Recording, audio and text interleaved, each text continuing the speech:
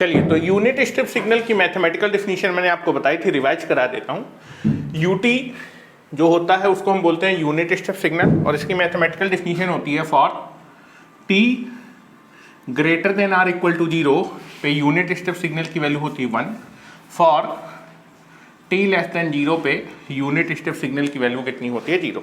तो आप देखेंगे जब आपका टाइम 0 से बड़ा और इनफाइनाइट के बीच में है तो यूनिट स्टेप सिग्नल की वैल्यू कितनी है 1, और जब आपका t लेस देन 0 है, मतलब for t less than 0 unit step signal की वैल्यू कितनी है 0। तो आप देखेंगे लाप्लास ट्रांसफॉर्म निकालने के लिए जब भी आप वैल्यू यूज करेंगे तो आपको सिग्नल की वैल्यू 0 से इनफाइनाइट के बीच में रखना है। तो यूनिट स्टेप सिग्नल की वैल्यू 0 से बड़ी और इनफाइनाइट से छोटी है, जब तक आपका टाइम 0 से बड़ा और इनफाइनाइट से होता है तब तक यूनिट स्टेप सिग्नल की वैल्यू कितनी होती है 1।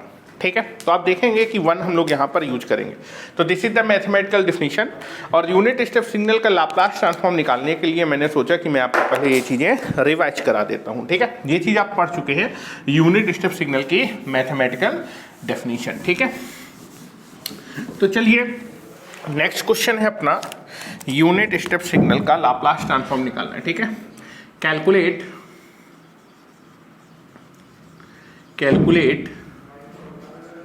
the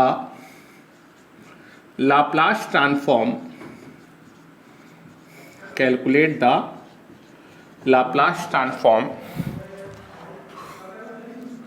of the signal xt। आपके पास एक टाइम डोमेन का सिग्नल xt है और xt इस बार कौन से सिग्नल को रिप्रेजेंट कर रहा है, यूनिट स्टेप सिग्नल को रिप्रेजेंट कर रहा है। तो आपका क्वेश्चन है कि आपका यूनिट xt आपके कैसे सिग्नल को रिप्रेजेंट कर, यूनिट स्टेप सिग्नल का आपको लाप्लास ट्रांसफॉर्म निकालना है। This is the unit step signal का लाप्लास ट्रांसफॉर्म निकालना है। ठीक है, आपको ग्राफ भी मालूम है कि जब आपका टाइम 0 से इनफाइनाइट के बीच में होता है तो यूनिट स्टेप सिग्नल की वैल्यू कितनी होती है 1। ठीक है, तो यहाँ पर हम लोग देख रहे हैं कि xt आपको दिया है, xt आपको दिया है और xt का आपको लाप्लास ट्रांसफॉर्म निकालना है। ठीक है, तो that is Laplace transform of xt can be represented by capital X of s, and that is nothing but equal to integration 0 से इनफाइनाइट xt इंटू e की power minus st into dt। This is the formula of Laplace transform. आपको आपके question में xt दिया है, xt की value यहाँ पर पुट करेंगे और पुट करने के बाद आप अपने इस इंटीग्रेशन को कैलकुलेट करेंगे और इंटीग्रेशन को कैलकुलेट करने पे आपका लाप्लास ट्रांसफॉर्म क्या हो जाएगा, कैलकुलेट हो जाएगा। ठीक है, अब आप देखेंगे लाप्लास ट्रांसफॉर्म निकालते समय जो भी आपका सिग्नल xt है, xt की वैल्यू किस टाइम से किस टाइम के बीच में रखनी है, 0 से इनफाइनाइट के बीच में जो भी आपके सिग्नल xt की वैल्यू होगी उसी वैल्यू को हम लोग क्या करने वाले हैं, यूज करने वाले हैं। ठीक है, आपके क्वेश्चन में xt कितना दिया हुआ बेटा, xt की वैल्यू कितनी है ut। ठीक है, नाउ ut की मैथमेटिकल डेफिनेशन की अगर मैं बात करूं, for t is greater than or equal to 0, जब आपका टाइम 0 या फिर 0 से बड़ा होगा तब यूनिट स्टेप सिग्नल की वैल्यू कितनी होती है 1, फॉर t लेस देन 0 पे आपके सिग्नल की वैल्यू होती है 0। अगर मैं यूनिट स्टेप सिग्नल का ग्राफ बनाऊं बेटा, ग्राफ से आपको चीजें क्लियर रहेंगी। ठीक है, ग्राफ से आपको चीजें क्लियर रहेंगी। यूनिट स्टेप सिग्नल का अगर आप ग्राफ बनाएंगे, ठीक है, यूनिट स्टेप सिग्नल का ग्राफ बनाएंगे, यहां पर आप देखेंगे दिस इज, यहां पर जब आप ग्राफ बनाएंगे तो यहां पर आपको चीजें क्लियर हो जाएंगी।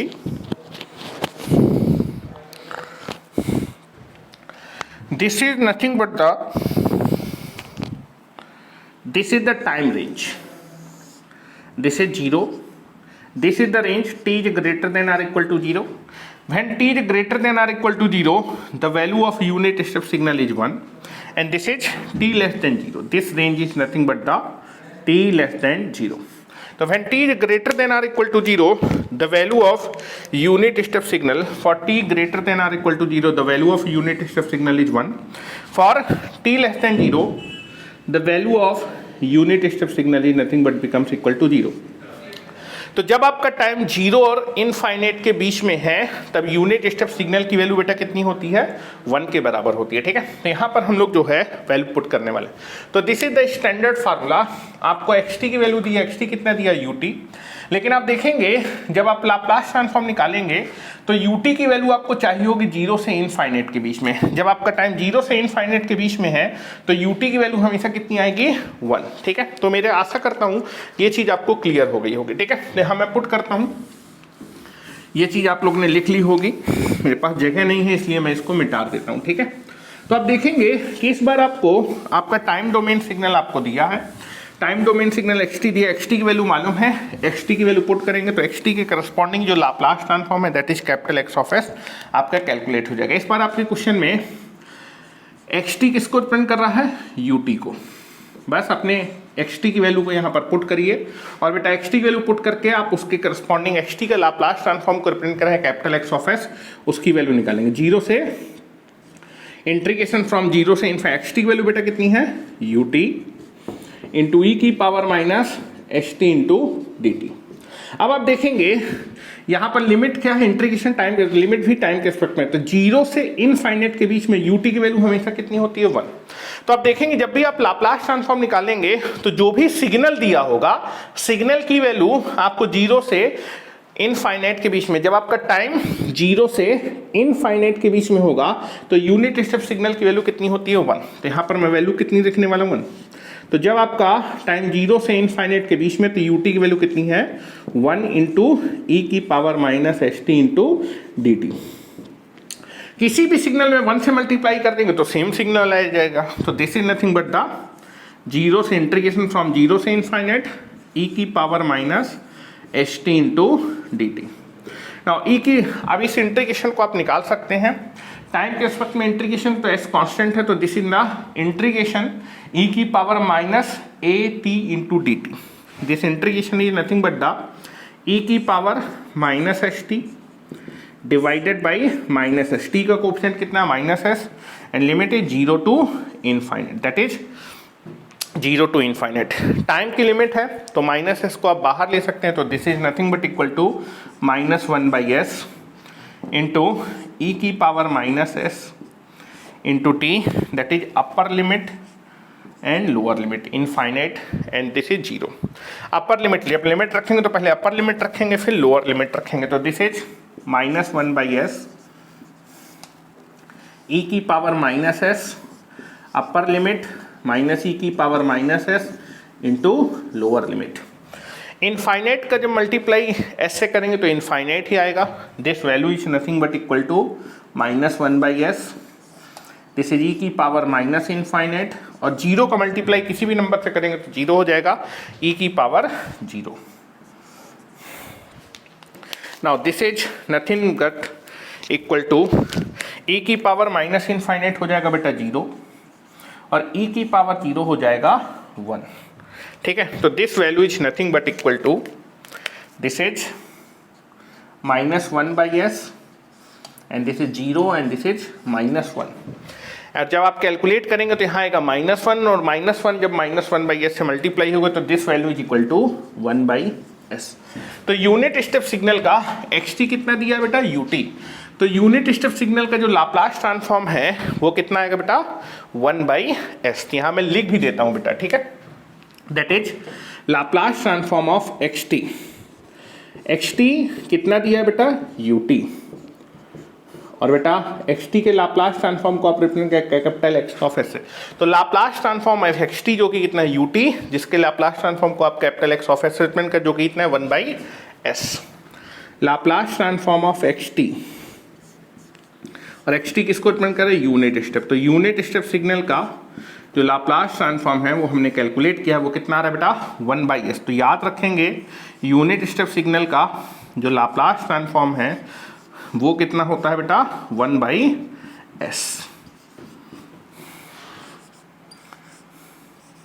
xt जो कि रिप्रेजेंट कर रहा है यूनिट स्टेप सिग्नल को, जिसका लाप्लास ट्रांसफॉर्म को कैपिटल X ऑफ s से रिप्रेजेंट कर रहे हैं, जो कि कितना आ रहा है, 1 बाई एस। तो नोट करके लिखेंगे बेटा, यूनिट स्टेप सिग्नल का Laplace transform is nothing but equal to 1 by S.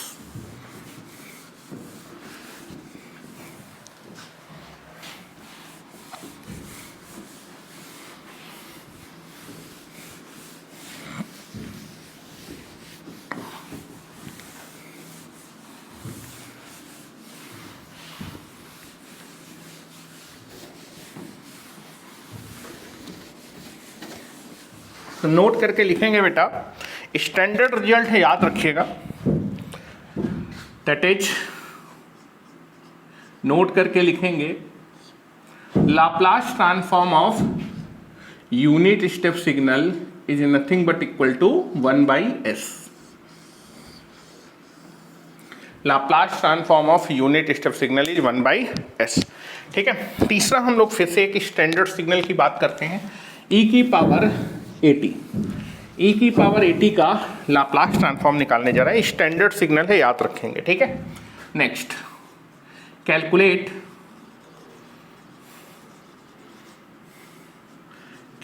The Laplace transform of the signal xt, और xt इस बार रिप्रेजेंट कर रहा है e की पावर at। ठीक है। इसका लाप्लास ट्रांसफॉर्म आपको निकालना है। ठीक है। तो आपको मैंने बताया था द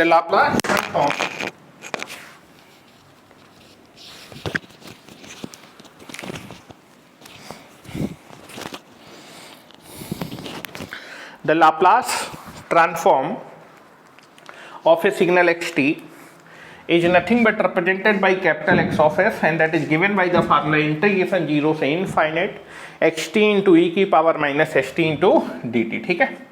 तो Laplace transform of a signal xt can be represented by capital X of s, and that is nothing but equal to integration 0 से infinite xt into e की power minus st into D T. ठीक है। Now इस बार आपको xt की value कितनी दी है बेटा? Now xt is nothing but equal to e की पावर 80। नाउ xt की वैल्यू कितनी दी है? e की पावर 80। बस xt की वैल्यू पुट करिए और बेटा xt के करस्पॉन्डिंग अपनी Laplace transform that is capital X of s को कैलकुलेट कर लीजिए। ठीक है। तो that is Laplace transform of xt, और बेटा इस बार xt किसको रिप्रेजेंट कर रहा है? e की पावर 80। तब e की पावर 80 का लाप्लास ट्रांसफॉर्म हम निकाल रहे हैं। xt इस बार e की पावर 80 जिसका Laplace transform capital X of s, value कितनी होगी? 0 से इनफाइनाइट, इंटीग्रेशन फ्रॉम 0 से इनफाइनाइट। xt की वैल्यू बेटा कितनी है? e की पावर 80 इंटू e की power minus st into dt। ठीक है।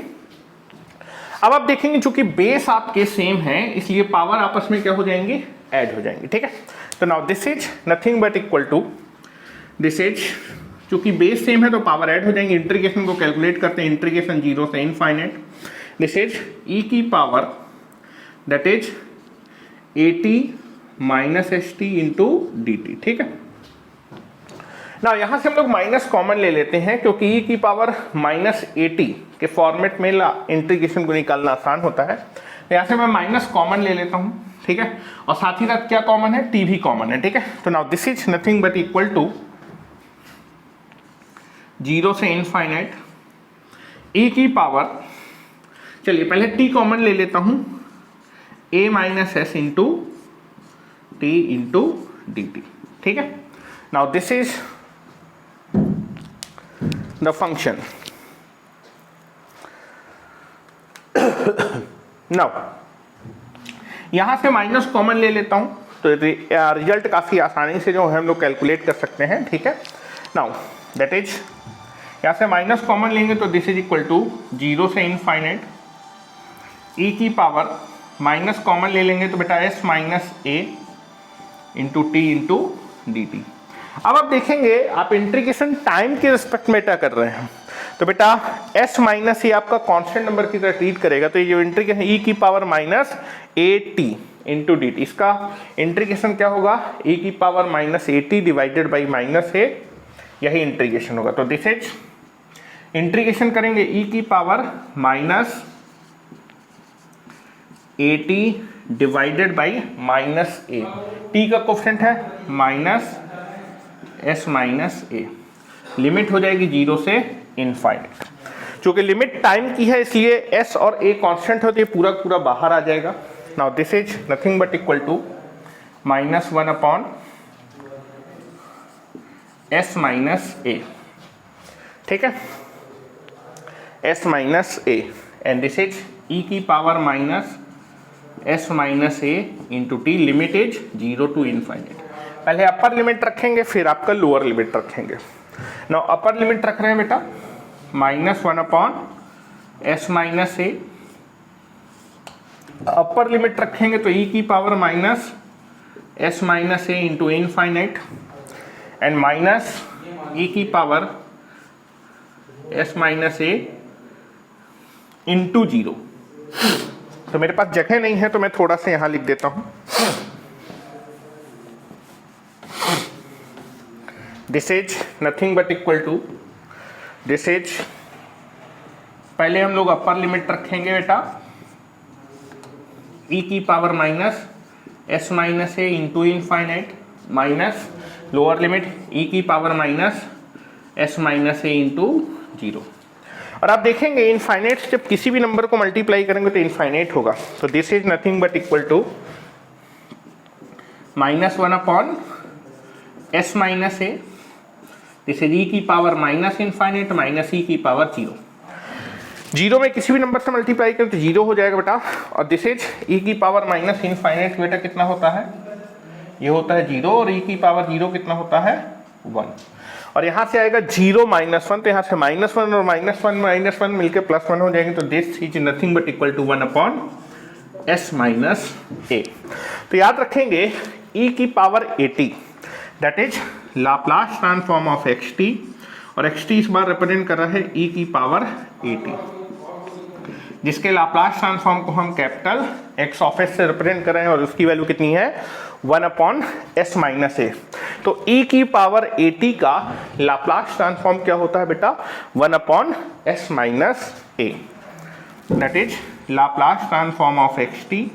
और बेटा इस बार एक्स टी किसके बराबर है, ई की पावर 80, जिसके लाप्लास ट्रांसफॉर्म को हम कैपिटल एक्स ऑफ एस से रिप्रेजेंट करें, उसका लाप्लास ट्रांसफॉर्म है 1 upon s minus A, that is Laplace transform x t. और एक्स टी रिप्रेजेंट कर रहा है इस बार क्वेश्चन में ई की पावर 80, जिसके लाप्लास ट्रांसफॉर्म को हम कैपिटल एक्स ऑफ एस से, जिसकी वैल्यू है 1 अपॉन एस माइनस ए। तो ये भी स्टैंडर्ड रिजल्ट है कि ई की पावर 80 का लाप्लास ट्रांसफॉर्म होता है 1 अपॉन एस माइनस ए। तो नोट करके लिख देता हूं बेटा, इसको भी आप लोग लिख लेंगे।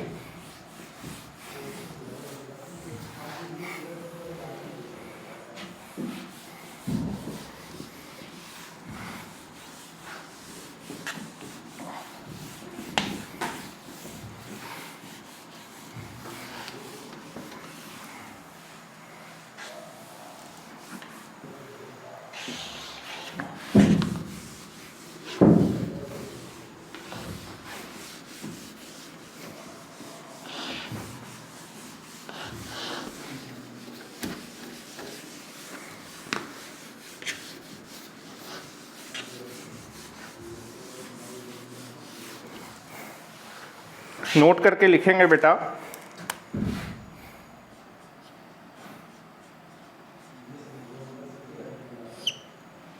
लाप्लास ट्रांसफॉर्म ऑफ ई की power 80 that is nothing but equal to 1 upon s minus A.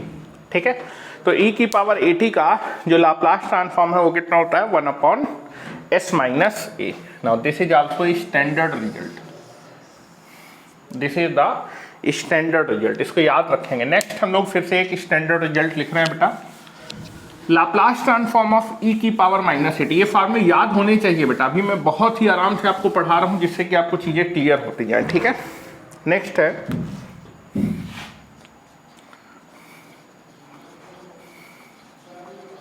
Calculate the Laplace transform of the signal xt, और इस बार बेटा xt रिप्रेजेंट करा e की पावर -80। इसका लाप्लास निकालना है, e की पावर -80 का लाप्लास ट्रांसफॉर्म कितना होता है।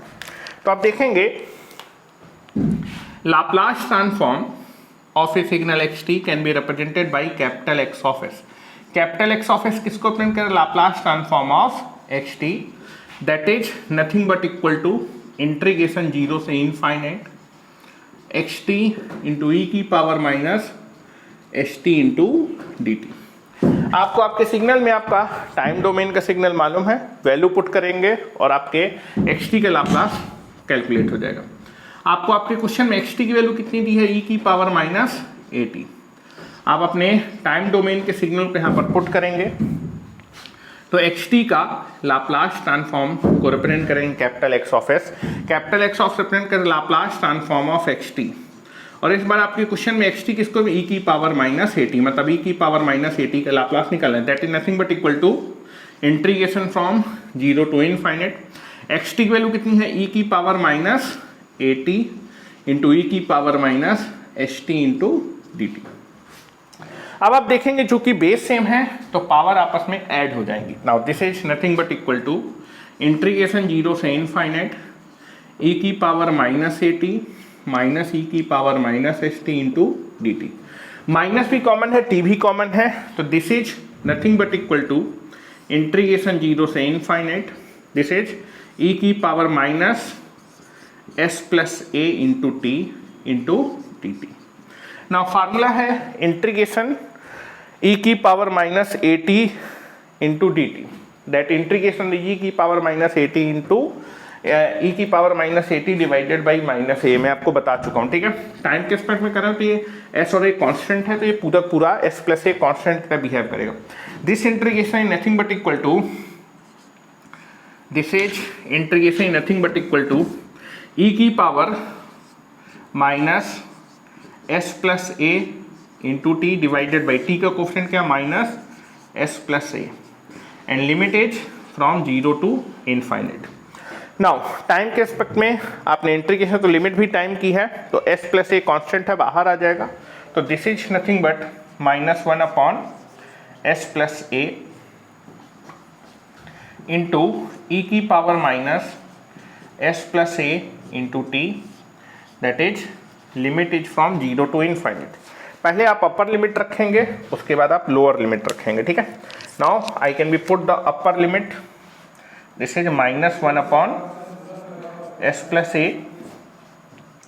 पहले अपर लिमिट रखेंगे ई की power minus s plus a, upper limit is infinite, minus lower limit e की power minus s plus a into 0, ठीक है। किसी भी नंबर से इनफाइनाइट से मल्टीप्लाई करेंगे तो इनफाइनाइट ही आएगा। Now this is minus 1 upon s plus a ई की पावर माइनस इनफाइनाइट इंटू ई की पावर 0, ठीक है। ई की पावर माइनस इनफाइनाइट, ई की पावर माइनस इनफाइनाइट हो जाएगा बेटा 0, और बेटा ई की पावर 0 हो जाएगा 1। तो 0 माइनस 1 दैट इज माइनस 1, और माइनस माइनस आपस में मल्टीप्लाई हो जाएंगे, तो this value is equal to 1 upon s plus a।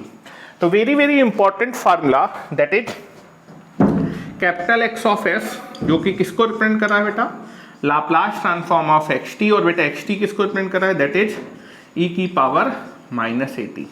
तो e की पावर माइनस at का जो लाप्लास है वो कितना होता है, 1 upon s plus a, that is e की पावर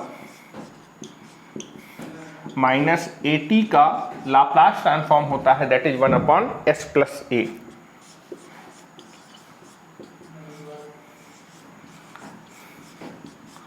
तो स्टैंडर्ड रिजल्ट है बेटा, याद रखेंगे, दैट इज e की पावर माइनस at का जो लाप्लास ट्रांसफॉर्म है that is 1 upon s plus a। Note करके लिख लेते हैं, और चारों के चारों जो मैंने आपको फार्मूले बताए हैं वो सारे के सारे स्टैंडर्ड रिजल्ट हैं, ठीक है। तो उनको याद रखेंगे, एक टेबल भी मैं बना देता हूं जिससे कि जितना भी मैंने आपको पढ़ाया है वो आपको समराइज हो जाए।